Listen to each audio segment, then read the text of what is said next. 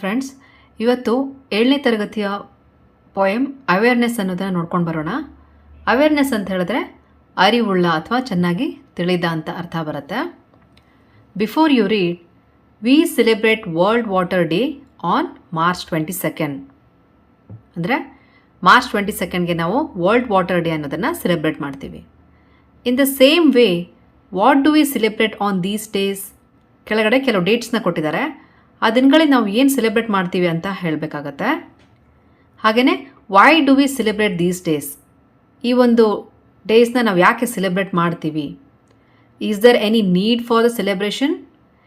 ಈ ಸೆಲೆಬ್ರೇಷನ್ ಮಾಡೋದಕ್ಕೆ ಏನಾದರೂ ಅವಶ್ಯಕತೆ ಇದೆಯಾ ಅನ್ನೋ ಪ್ರಶ್ನೆ. Give 2 reasons to support your answer. ಹಾಗೆಯೇ ಎಸ್ ಅಂತ ಆದರೆ ಹೌದು ನಮಗೆ ಈ ಸೆಲೆಬ್ರೇಷನ್ ಮಾಡಬೇಕು ಅನ್ನೋದಿದ್ರೆ ಅದಕ್ಕೆ 2 ರೀಸನ್ಸ್ನ ಕೊಡಿ ಅಂತ ಇಲ್ಲಿ ಹೇಳ್ತಾರೆ. February 4th World Cancer Day, April 22nd Earth Day, December 3rd International Day of Persons with Disabilities. Why do we celebrate these days? World Cancer Day is celebrated to raise awareness of cancer and to encourage its prevention, detection and treatment. Earth Day is celebrated to honor the achievements of the environmental movement and to protect the planet from things like pollution and deforestation. International Day of Persons with Disabilities aims to promote an understanding of disability issues and mobilize support for the dignity, rights and well-being of persons with disabilities. Is there any need for the celebration? Give 2 reasons to support your answer. Uttara: yes, there is a need for the celebration. Reasons: to create awareness among people, to encourage the people to contribute more to the causes. Study the pictures given below and write 2 sentences about global warming in your notebook. ಕೆಳಗಡೆ 2 ಪಿಕ್ಚರ್ಸ್ನ ಕೊಟ್ಟಿದ್ದಾರೆ. ಅದೆರಡನ್ನೂ ನೀವು compare ಮಾಡಬೇಕಾಗತ್ತೆ. ನೋಡಿ, ಇಲ್ಲಿ ಸೂರ್ಯ ನಗ್ತಾ ಇದ್ದಾನೆ. ಹಾಗಾಗಿ ಭೂಮಿನೂ ಕೂಡ ಹಚ್ಚ ಹಸಿರಿನಿಂದ ಕೂಡಿದೆ. ಅಂದರೆ ಎಲ್ಲ ಕಡೆ ಗ್ರೀನ್ರಿನೇ ಕಾಣಿಸುತ್ತೆ ಅಲ್ವಾ? ಗಿಡ ಮರಗಳೆಲ್ಲ ತುಂಬ ಖುಷಿಯಾಗಿದ್ದಾವೆ. ಭೂಮಿ ತುಂಬ ಖುಷಿಯಿಂದ ಇದೆ ಇಲ್ಲಿ. ಆದರೆ ಈ ಪಿಕ್ಚರಲ್ಲಿ ನೋಡಿ, ಇಲ್ಲಿ ಸೂರ್ಯ ತುಂಬ ಸಿಟ್ಟು ಮಾಡ್ಕೊಂಡಿದ್ದಾನೆ. ಅಂದರೆ ವಾತಾವರಣದಲ್ಲಿ ಟೆಂಪ್ರೇಚರ್ ಜಾಸ್ತಿ ಆಗ್ತಾ ಇದೆ. ಮನುಷ್ಯ ತಾನು ಮಾಡುವಂತಹ ಒಂದು ಪೊಲ್ಯೂಷನ್ನಿಂದ ವಾತಾವರಣದಲ್ಲಿ ಟೆಂಪ್ರೇಚರ್ ಇನ್ಕ್ರೀಸ್ ಆಗ್ತಾ ಇದೆ. ಹಾಗಾಗಿ ಇಲ್ಲಿ ಭೂಮಿ ಅಳ್ತಾ ಇದೆ ನೋಡಿ. ಗಿಡ ಮರಗಳೆಲ್ಲ ಒಣಗಿ ಹೋಗಿದ್ದಾವೆ, ಏನೂ ಹಸಿರಂತಲೇ ಕಾಣಿಸಲ್ಲ, ನೀರೆಲ್ಲ ಬತ್ತು ಹೋದಾಗಿದೆ ಅಲ್ವಾ? ಸೊ ಪ್ರಕೃತಿನ ಅದು ತುಂಬ ತೊಂದರೆ ಕೊಡ್ತಾ ಇದೆ.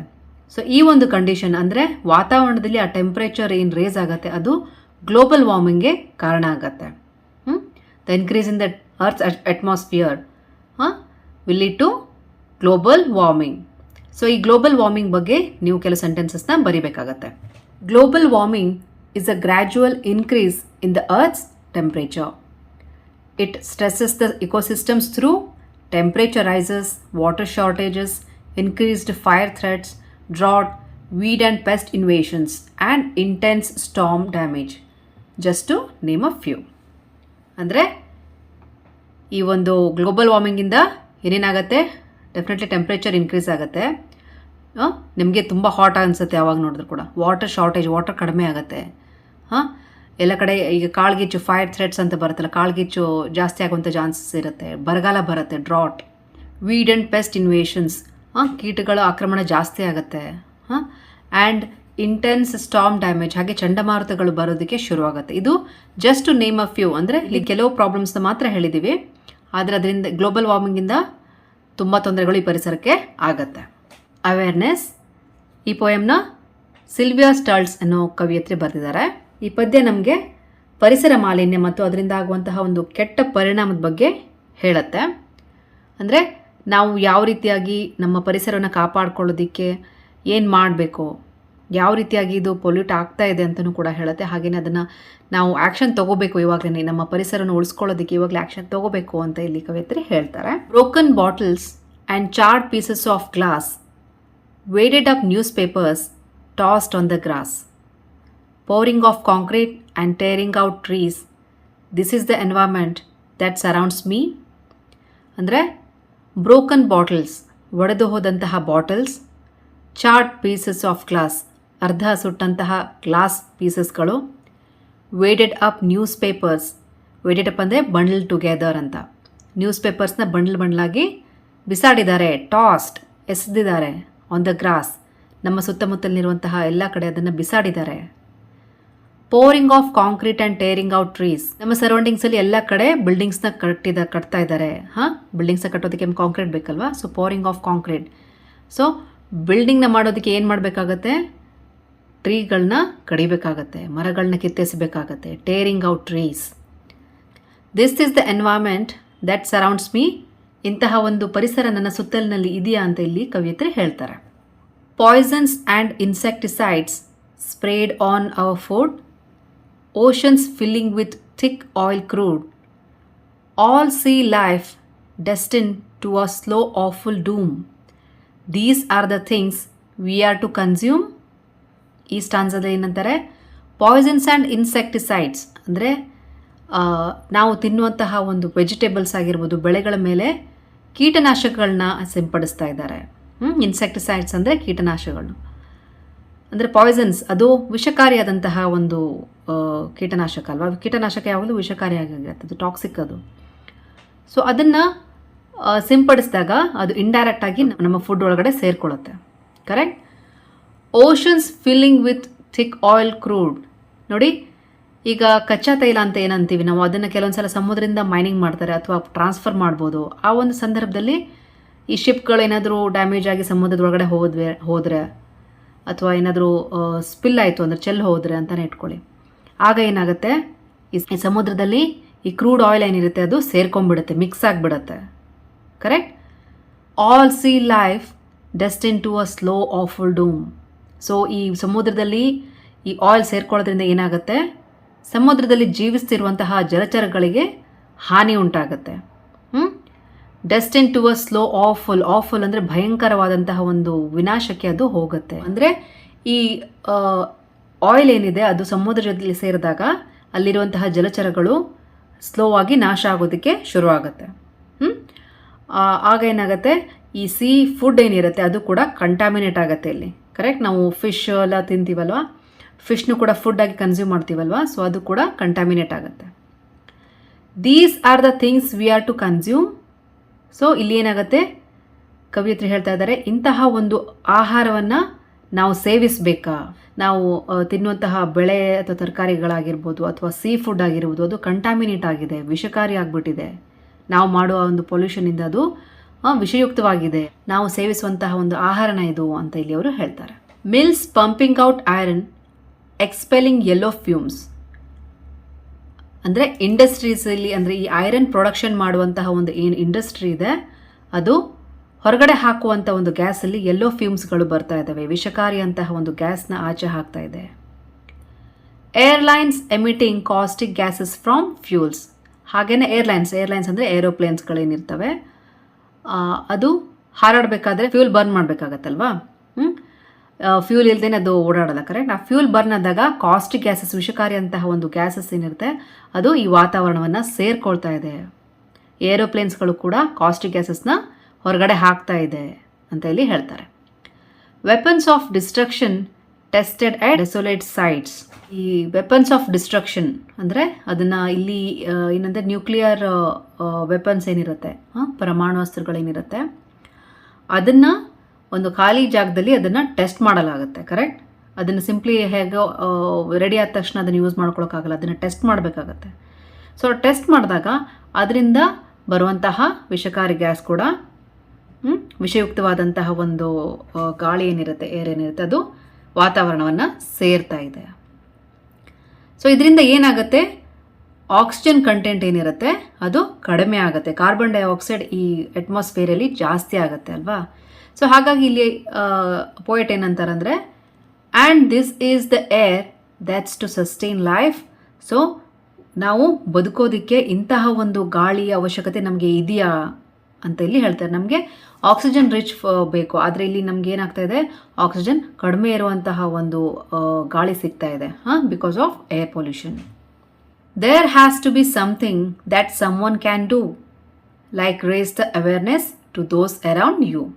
ಅಂದರೆ ಇಲ್ಲಿ ನಮ್ಮ ಒಂದು ಪೊಲ್ಯೂಷನ್ ಅಥವಾ ಪೊಲ್ಯೂಟೆಡ್ ಏನು ಎನ್ವೈರ್ಮೆಂಟ್ ಇದೆ ಅದನ್ನು ಕಡಿಮೆ ಮಾಡೋದಕ್ಕೆ ನಾವು ಏನಾದರೂ ಒಂದು ಕೆಲಸವನ್ನು ಮಾಡಲೇಬೇಕಾಗತ್ತೆ.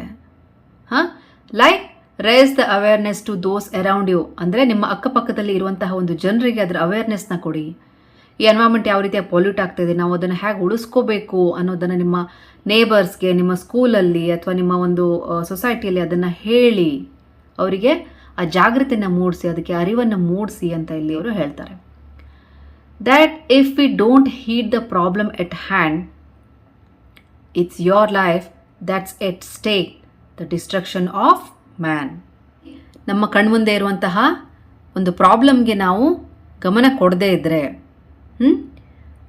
ಒಂದು ಪರಿಹಾರವನ್ನು ನಾವು ಕಂಡು ಹಿಡಿದೇ ಇದ್ದರೆ ಏನಾಗತ್ತೆ, ಮುಂದೆ ಒಂದು ದೊಡ್ಡ ಅನಾಹುತವನ್ನು ನಾವು ಎದುರಿಸಬೇಕಾಗತ್ತೆ. ಒಂದು ಮಾನವ ಕುಲ ನಾಶ ಆಗಬಹುದು. ಸೊ ನಾವು ಈಗಲೇ ಸರಿಯಾದ ಒಂದು ಜಾಗ್ರತೆಯನ್ನು ಕೈಗೊಳ್ಳಬೇಕು. ಅದಕ್ಕೆ ಬೇಕಾಗುವಂತಹ ಒಂದು ಪ್ರೋಗ್ರಾಮ್ಸ್, ಅವೇರ್ನೆಸ್ ಪ್ರೋಗ್ರಾಮ್ಸ್ ಬರುತ್ತೆ, ಕ್ಯಾಂಪೇನ್ಸ್ನ ಶುರು ಮಾಡಬೇಕು, ಜನರಲ್ಲಿ ಜಾಗೃತಿಯನ್ನು ಮೂಡಿಸ್ಬೇಕು. ಕರೆಕ್ಟ್. ಸೊ ಆಗ ಈ ಒಂದು ಪರಿಸರವನ್ನು ನಾವು ಪೊಲ್ಯೂಟ್ ಆಗದೆ ಇರೋ ಥರ ನೋಡ್ಕೋಬಹುದು. ಫಾರ್ ಎಕ್ಸಾಂಪಲ್, ಇವಾಗ ಪ್ಲಾಸ್ಟಿಕ್ಸ್ನ ಯೂಸ್ ಮಾಡ್ತಾ ಇದ್ವಿ, ಪ್ಲಾಸ್ಟಿಕ್ ಬಗ್ಗೆ ಓದಿದ್ವಲ್ಲ ಪಾಠ. ಸೊ ಪ್ಲಾಸ್ಟಿಕ್ ಬದಲು ಬೇರೆ ಏನಾದರೂ ಮಟೀರಿಯಲ್ಸ್ನ ಯೂಸ್ ಮಾಡಬಹುದಾ? ಟ್ರೀಸ್ನ ಜಾಸ್ತಿಯಾಗಿ ಬೆಳೆಸಬಹುದಾ? ಮರಗಳನ್ನ ಕಡಿಯೋದನ್ನು ನಿಲ್ಲಿಸಬಹುದಾ? ಎನ್ವೈರ್ಮೆಂಟ್ ಫ್ರೆಂಡ್ಲಿ ಆಗಿರುವಂತಹ ಅಥವಾ ಬಯೋಡಿಗ್ರೇಡಬಲ್ ಮಟೀರಿಯಲ್ಸ್ನ ನಾವು ಯೂಸ್ ಮಾಡ್ಬೋದಾ? ಹೀಗೆ ತುಂಬ ಕಾರ್ಯಕ್ರಮಗಳನ್ನು ನಾವು ಕ್ಯಾಂಪೇನ್ಸ್ನ ಮಾಡ್ತಾ ಹೋದರೆ, ಆ ಅವೇರ್ನೆಸ್ನ ನಾವು ಜನರಲ್ಲಿ ಮೂಡಿಸ್ತಾ ಹೋದರೆ ಈ ಒಂದು ಪರಿಸರವನ್ನು ನಾವು, ಈ ಪ್ರಕೃತಿಯನ್ನು ನಾವು ಉಳಿಸ್ಕೋಬಹುದು. ಅದರ ಅವಶ್ಯಕತೆ ಇದೆ ಅಂತ ಇಲ್ಲಿ ಕವಿಯತ್ರಿ ಹೇಳ್ತಾರೆ. Glossary: charred, half burned, wadded, papers bundled together, toss, throw carelessly. Insecticides, chemical used to kill insects, ಕ್ರಿಮಿನಾಶಕಗಳು. Crude, not refined, destined, determined earlier. Awful doom, great destruction. Fume, a gas or vapor that smells strongly. Emitting, giving out. Desolate, empty, lonely. Caustic, burning by chemical action. Awareness, having knowledge of. Heed, pay careful attention. Stay, put at risk. Answer the following questions in one sentence each. ಕೆಳಗಡೆ ಪ್ರಶ್ನೆ ಕೊಟ್ಟಿದ್ದಾರೆ, ಉತ್ತರ ನೋಡ್ಕೊಂಡು ಬರೋಣ.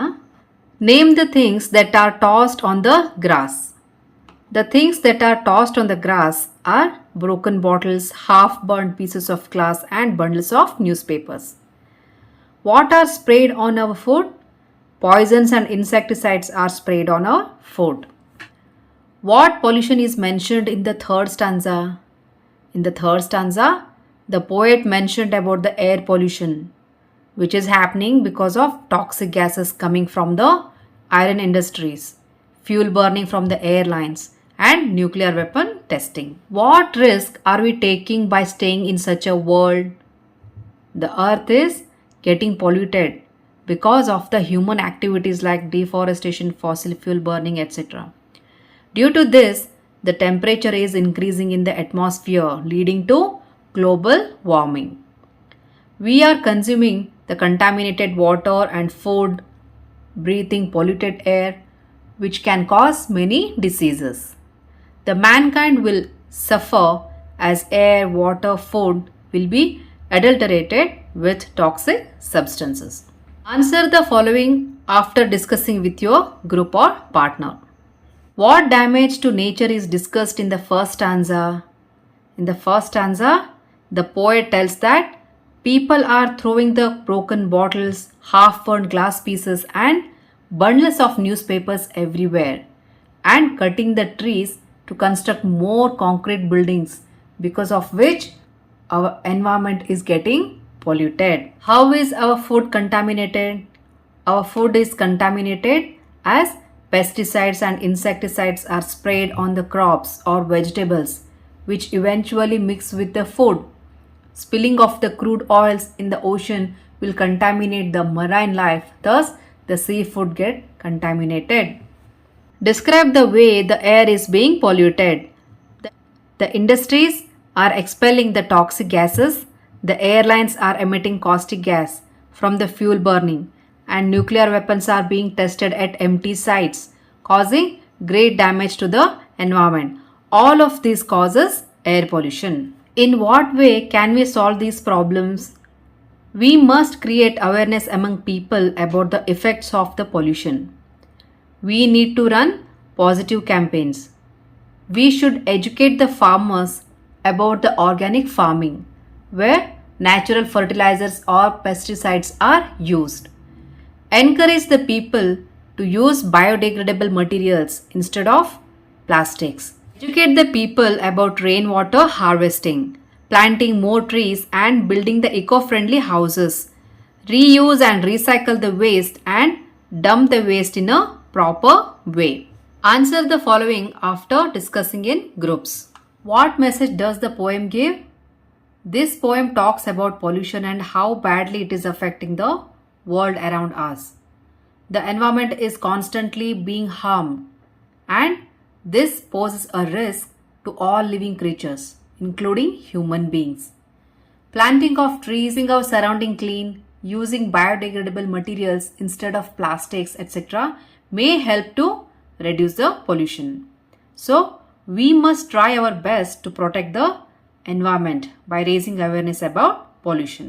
Write at least 5 environmental awareness statements displayed in public places. Answer: let's nurture the nature so that we can have better future. Save water. Let's make our world a greener place. Quit using plastics. Let's all work together to heal the earth. ಇಲ್ಲಿ 5 public ಪ್ಲೇಸಸ್ಸಲ್ಲಿ display ಮಾಡುವಂತಹ ಒಂದು awareness ಸ್ಟೇಟ್ಮೆಂಟ್ಸ್ನ ಬರೆದಿದ್ದೀನಿ. ನಿಮಗೆ ಈಗ ಬೇರೆ ಏನಾದರೂ statements ಗೊತ್ತಿದ್ರೆ ಅದನ್ನ ಆ್ಯಡ್ ಮಾಡ್ಕೋಬಹುದು. Learn more about the poem. Read the following. Broken bottles, thick oil.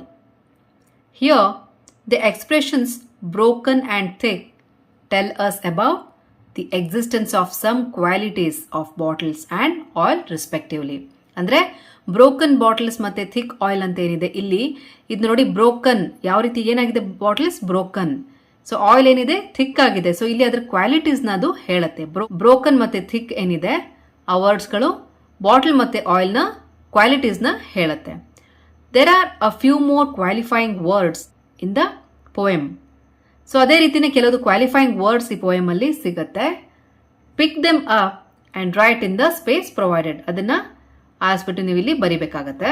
Answer: charred pieces of glass, wadded up newspapers, yellow fumes, caustic gases.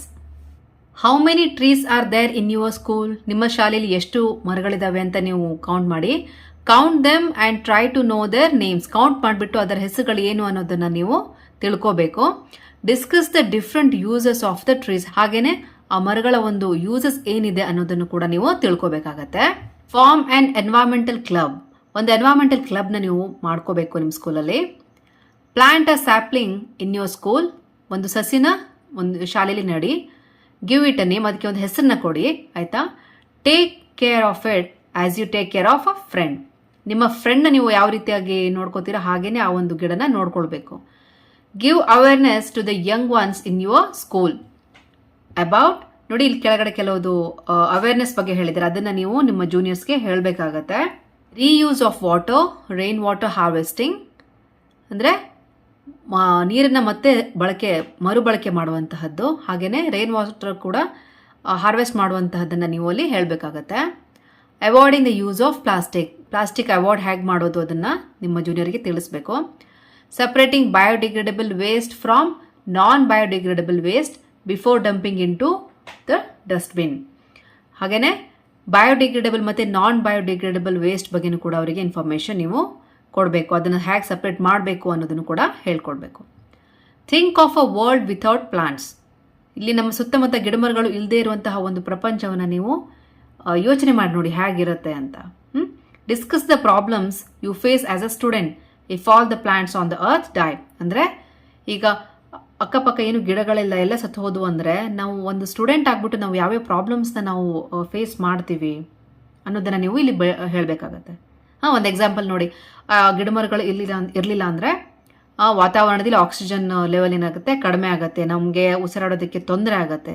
ಹಾಗೆಯೇ ಅದು ತುಂಬ ಲಂಗ್ ಡಿಸೀಸ್ ಕೂಡ ಅದರಿಂದ ಬರೋದಕ್ಕೆ ಶುರು ಆಗುತ್ತೆ. ಸೊ ಅದೇ ರೀತಿಯಾಗಿ ಒಂದು ಸ್ಟೂಡೆಂಟ್ ಆಗಿಬಿಟ್ಟು ನೀವು ಅದನ್ನು ಯೋಚನೆ ಮಾಡಬೇಕು, ಏನೇ ಪ್ರಾಬ್ಲಮ್ ನಮಗೆ ಬರಬಹುದು ಅಂತ.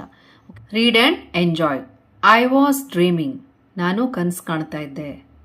ಈ ಒಂದು ಪೋಯಮ್ನ ಸುಲೇಖಾ ರಾಜನ್ ಅವರು ಬರೆದಿದ್ದಾರೆ. ಇಲ್ಲಿ ಏನು ಹೇಳ್ತಾರೆ ಅಂದರೆ ಅವರು ಈ ಒಂದು ನೇಚರ್ನ ಫಸ್ಟ್ ಅಪ್ರಿಷಿಯೇಟ್ ಮಾಡ್ತಾರೆ, ಅದ್ರ ಒಂದು ಸುಂದರವಂತಹ ಒಂದು ನೇಚರ್ನ ಅಪ್ರಿಷಿಯೇಟ್ ಮಾಡ್ತಾರೆ. ಆದರೆ ಅವರಿಗೆ ಲೇಟರ್ಗೆ ಗೊತ್ತಾಗತ್ತೆ ಅದೊಂದು ಕನಸಾಗಿತ್ತು ಅಂತ. ಆ ಒಂದು ರಿಯಾಲಿಟಿ ಏನಿರುತ್ತೆ ಆ ರೀತಿ ಇರಲ್ಲ, ಸುಂದರವಾಗಿರಲ್ಲ, ಅದು ತುಂಬ ಪೊಲ್ಯೂಟೆಡ್ ಆಗಿದೆ ಅಂತ ಗೊತ್ತಾಗತ್ತೆ ಅವರಿಗೆ. ಆಮೇಲೆ ಅವರು ಅಂದರೆ ವಿಶ್ ಮಾಡ್ತಾರೆ ಆ ಒಂದು ಕನಸು ನನಸಾಗಬಾರ್ದಾ ಅಂತ ಇಲ್ಲಿ ಅವರು ಹೇಳ್ತಾರೆ. It was beautiful, it was green and clean, the smell of fresh air, the sound of the river flowing, I love everything happening there, I pinched myself to see if it was real. ಅಂದರೆ ಅದು ತುಂಬ ಸುಂದರವಾಗಿತ್ತು, ಹಾಗೇನಲ್ಲಿ green and clean, ತುಂಬ ಹಸಿರಿಂದ ಕೂಡಿತ್ತು, ತುಂಬ ನೀಟಾಗಿತ್ತು, ಕ್ಲೀನಾಗಿತ್ತು. The smell of fresh air, ಏನು ಉತ್ತಮವಾದಂತಹ ಒಂದು ಗಾಳಿ ಇತ್ತು, ಫ್ರೆಶ್ ಆದಂತಹ ಏರ್ ಇತ್ತು. The sound of the river flowing, ನದಿ ಹರ್ಕೊಂಡು ಹೋಗ್ತಿರುವಂತಹ ನದಿ ಸೌಂಡ್ ಕೂಡ ತುಂಬ ಚೆನ್ನಾಗಿತ್ತು. I love everything happening there, ನನಗೆ ಅಲ್ಲಿ ಇರುವಂತಹ ಎಲ್ಲ ವಸ್ತುಗಳು, ಎಲ್ಲ ಥಿಂಗ್ಸ್ಗಳು ತುಂಬ ಚೆನ್ನಾಗಿ ಅನಿಸ್ತಾ ಇತ್ತು. ಆ ಬ್ಯೂಟಿನ ಇಲ್ಲಿ ಅವರು, ಆ ನೇಚರ್ ಬ್ಯೂಟಿನ ಇಲ್ಲಿ ಅವರು ಅಪ್ರಿಷಿಯೇಟ್ ಮಾಡ್ತಾ ಇದ್ದಾರೆ. I pinched myself to see if it was real, ಅವರು ಅವ್ರ ಕೈಯನ್ನು ಪಿಂಚ್ ಮಾಡ್ತಾರೆ, ಅವ್ರನ್ನ ಪಿಂಚ್ ಮಾಡ್ಕೋತಾರೆ. ಅಂದರೆ ಅದೇನು ನಿಜಾನ ಅಥವಾ ನಾನು ಕನಸು ಕಾಣ್ತಾ ಇದ್ದೀನಿ ಅಂತ ನೋಡೋದಕ್ಕೆ ಅವರು ಕೈನ ಪಿಂಚ್ ಮಾಡ್ತಾರೆ. That was when I realised I was dreaming, ಆಗ ಅವರಿಗೆ ತಿಳಿಯತ್ತೆ ನಾನು ಕನಸು ಕಾಣ್ತಾ ಇದ್ದೆ, ಅದು ನಿಜ ಅಲ್ಲ, ನಾನು ಕನಸು ಕಾಣ್ತಾ ಇದ್ದೆ. ಕುಡಂಟ್ ಇಟ್ ಬಿ ರಿಯಲ್, ಈ ಒಂದು ಕನಸು ನನಸಾಗಬಾರ್ದಾ? ನಾವು ಆಲ್ ವೇಸ್ಟೆಡ್, ಈಗ ನಾನು ಕಂಡಿರುವಂತಹ ಕನಸು ವೇಸ್ಟ್ ಆಯಿತು. The colour is just awful, ಅವರು ಒಂದು ರಿಯಾಲಿಟಿಗೆ ಬರ್ತಾರೆ. ಆ ಕನಸಿನಿಂದ ಆಚೆ ಬಂದಾಗ ಅವರಿಗೆ ಗೊತ್ತಾಗುತ್ತೆ ಆ ಕಲರ್ ಇಸ್ ತುಂಬ ಭಯಂಕರವಾದಂತಹ ಬಣ್ಣ ಇದೆ. ಮೊದಲೇನಾಗಿತ್ತು ಅವರಿಗೆ ತುಂಬ ಹಸಿರಂತಹ ಒಂದು ಬಣ್ಣ ಕಾಣಿಸ್ತಾ ಇತ್ತು, ತುಂಬ ಕ್ಲೀನ್ ಆಗಿತ್ತು ಎಲ್ಲ ಕಡೆ ಸರೌಂಡಿಂಗ್ ಎಲ್ಲ. ಬಟ್ ಇವಾಗ ತುಂಬ ಭಯಂಕರವಾಗಿ ಅದು ಕಾಣಿಸ್ತಾ ಇದೆ. The smell of pollution is killing me, ಹಾಗೆಯೇ ಈ ಒಂದು ಪರಿಸರ ಮಾಲಿನ್ಯದ ಒಂದು ಕೆಟ್ಟ ಗಾಳಿ ಏನಿದೆ ಅದು ನನ್ನನ್ನು ಸಾಯಿಸ್ತಾ ಇದೆ. ಮೊದಲು ನನಗೆ ಫ್ರೆಶ್ ಏರ್ ಬರ್ದಂಗೆ ಅನ್ನಿಸ್ತು, ಬಟ್ ಇವಾಗ ಅದು ನನಗೆ ಸಾಯಿಸ್ತಾ ಇದೆ.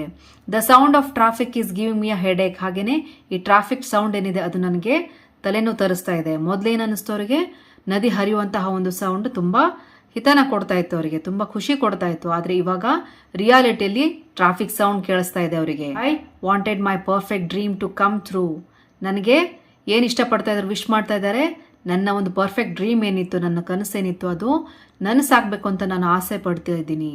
But again I was dreaming, ಆದರೆ ರಿಯಾಲಿಟಿಲಿ ಏನಿದೆ ನಾನು ಕನಸನ್ನು ಕಾಣಿಸ್ತಾ ಇದ್ದೆ ಅಂತ ಇಲ್ಲಿ ಅವರು ಹೇಳ್ತಾರೆ.